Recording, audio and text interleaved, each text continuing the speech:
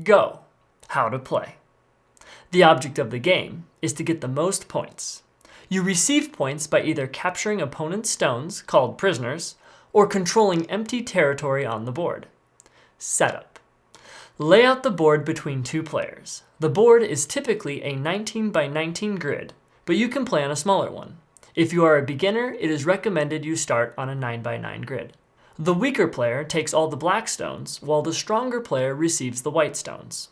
Play starts with black, then turns alternate.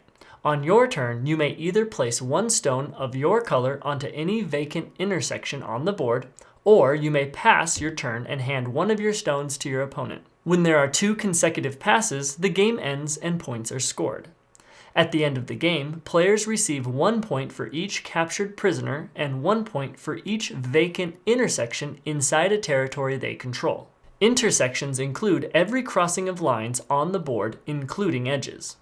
The empty intersections, which are horizontally and vertically adjacent to a stone, are called liberties. Stones of the same color that occupy adjacent liberties create a string. Only stones which are horizontally or vertically adjacent are solidly connected. Diagonals do not count as connections. Strings also have liberties. Several strings close together, which belong to the same player, are often described as a group. An isolated stone, or solidly connected string of stones, is captured when all of its liberties are occupied by enemy stones. A player may not self-capture, that is, play a stone into a position where it would have no liberties, or it would form part of a string which would thereby have no liberties. The only exception is if, as a result, one or more of the stones surrounding it is captured. 2 vacant spaces within a group or string are known as eyes. Any string or group of stones which has 2 or more eyes is permanently safe from capture and is referred to as a live string or live group. A string of stones which is unable to make 2 eyes and is surrounded by a live enemy string is called a dead string. Players are not obligated to complete the capture of an isolated dead string once it is clear to both players that the string is dead. This is called a hopeless string because it is unable to avoid eventual capture. You are allowed to leave hopeless strings as they are until the end of the game.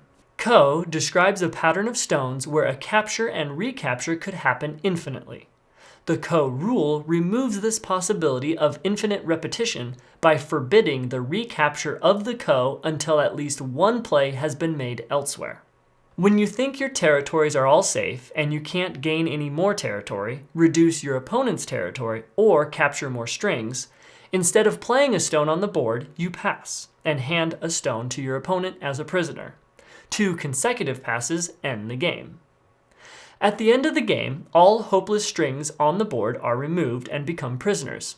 If you cannot agree whether a string is dead or not, then continue playing so you can complete the capture of disputed strings or confirm they are alive.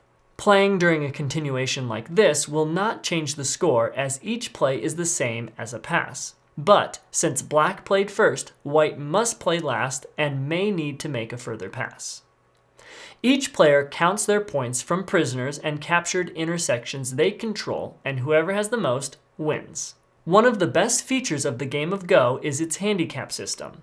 A weaker player may be given an advantage of up to 9 stones. These are placed on the dots on the board in lieu of black's first turn. Once all the handicap stones have been placed in position, it is white's turn to play. The established pattern for the placement of handicap stones follows these specific arrangements. Similar to dots on a die, a 1 stone advantage grants the opponent the position of playing black. Black has a natural advantage playing first. In games between players of the same strength, it is usual to compensate white for the disadvantage of playing second by adding points to white's score. These points are called komi. The value of playing first is about 7 points, so this is the normal size of komi. In tournaments, komi is often set at 7.5 points to avoid draws.